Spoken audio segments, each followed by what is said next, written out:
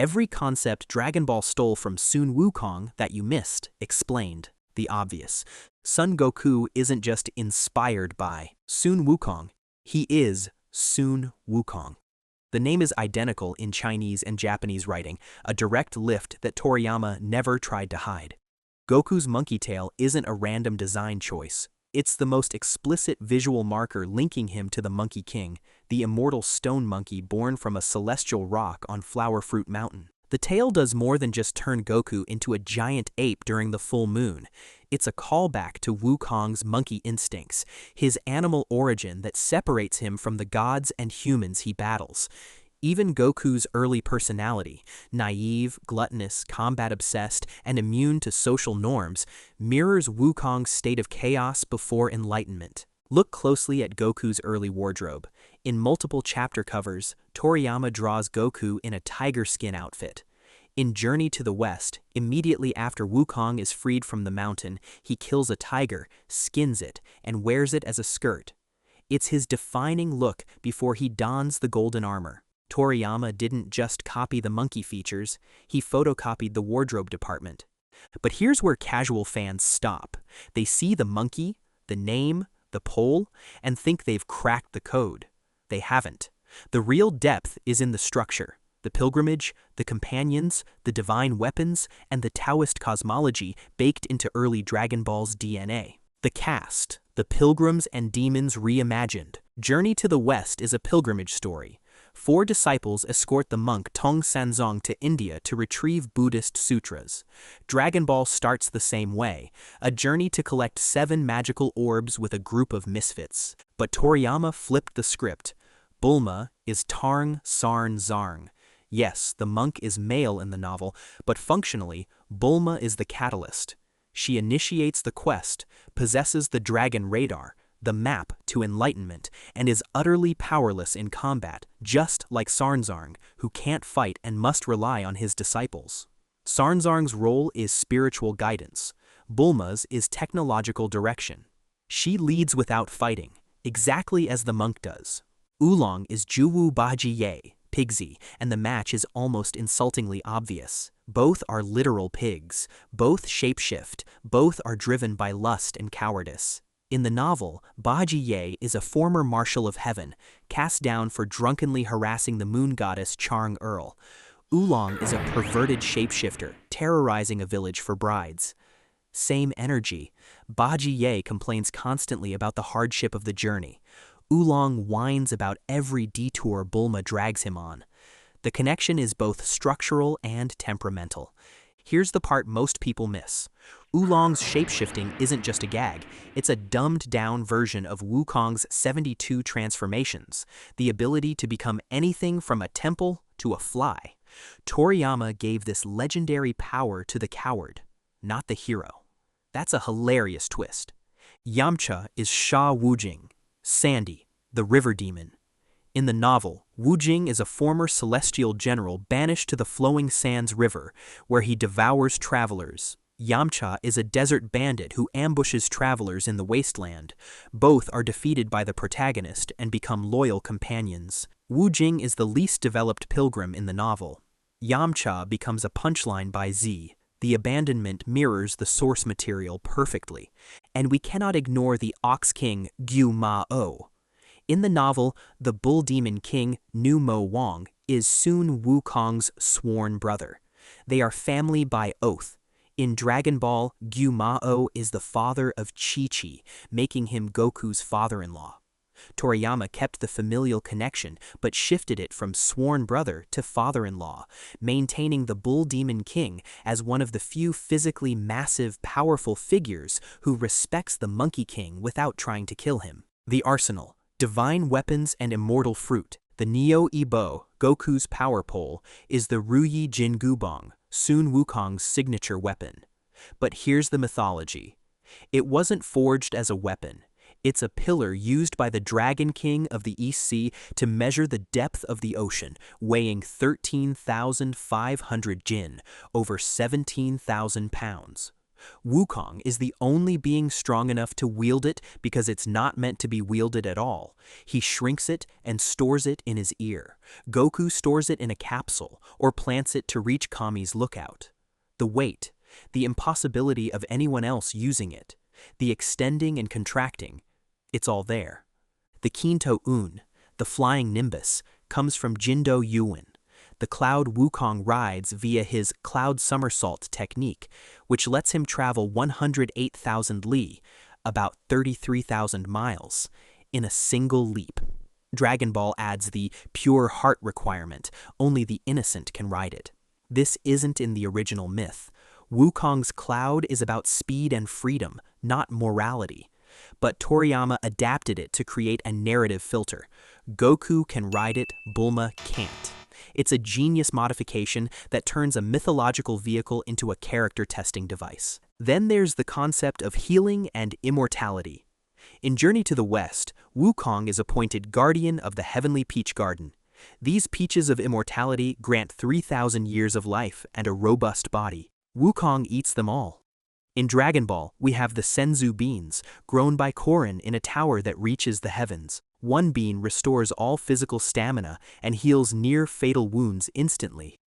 The Senzu bean is a compressed version of the immortal peach, a divine food source grown by a god high above the earth that lets the hero cheat death. So Toriyama stole the weapons, the vehicles, and the magic fruit. But what about the systems, the divine order itself? Let's talk about heaven's worst-kept secret, the bureaucracy. The celestial bureaucracy, heaven as an office building. In Dragon Ball Z, when Goku dies, he visits King Yema, Enma Dai-O, and traverses Snake Way to reach King Kai. This is the Chinese celestial bureaucracy transplanted without modification. In the novel, Wukong actually storms the underworld and bullies the judges of the dead into crossing his name out of the Book of Life and Death. Here's the satirical genius. The afterlife is not a misty void or pearly gates. It's an office building. There is paperwork. There are filing cabinets. There are queues. Wukong storms in and tears the place apart. Goku shows up, waits his turn, and gets his forms approved. King Yema sits at a giant desk like a middle manager who despises Mondays. There are waiting lines. There are lost forms. Snake Way is the hallway to HR. Heaven and hell don't run on divine mystery. They run like the DMV.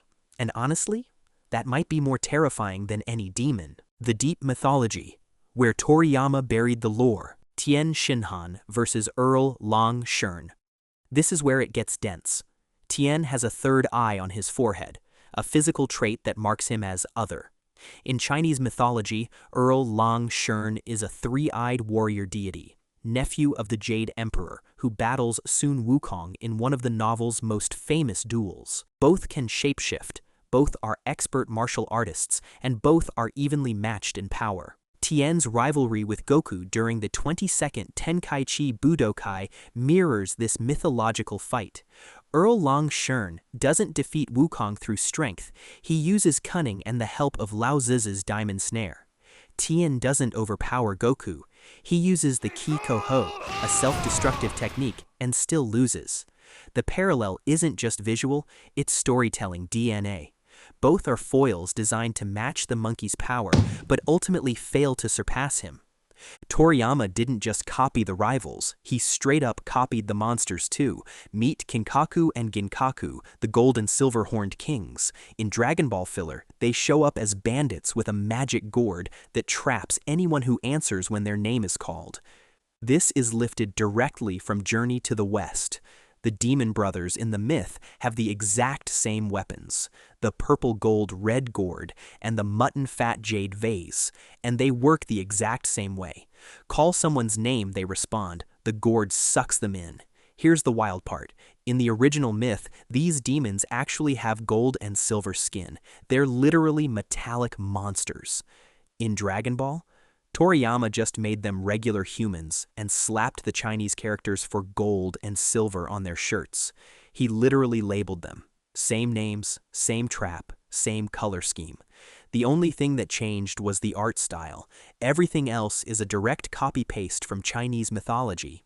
And the mythological trail doesn't stop there, because the same Taoist deity behind the Demon Brothers' gourds, Laozi himself, also owns the next artifact Toriyama borrowed, the Furnace of 8 Divisions. Goku climbs it to reach its guardian, Anin, also known as Taijo Ro-kun, to stop flames threatening the Ox King's castle. This is the brazier of 8 trigrams, the furnace of Tai-Sharng Laojuin, the Taoist supreme deity, where Sun Wukong was imprisoned for 49 days.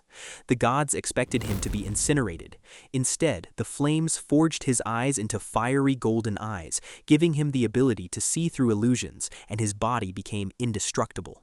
Toriyama inverts the function.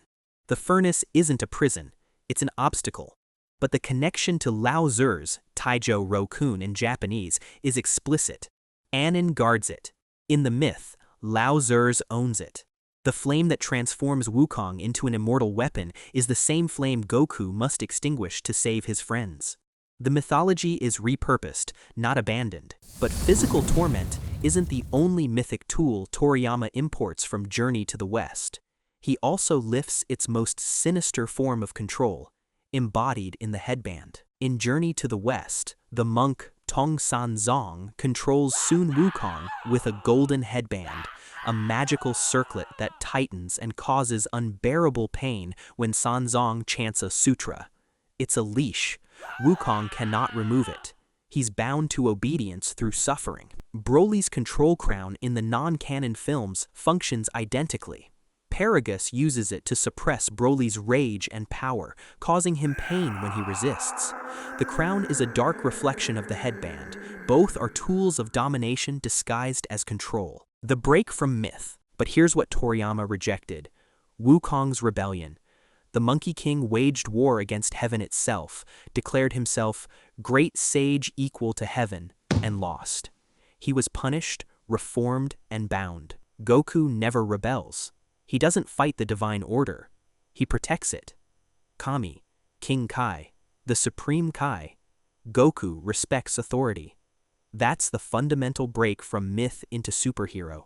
By the end of the 23rd Tenkaichi Budokai, Toriyama killed the pilgrimage entirely.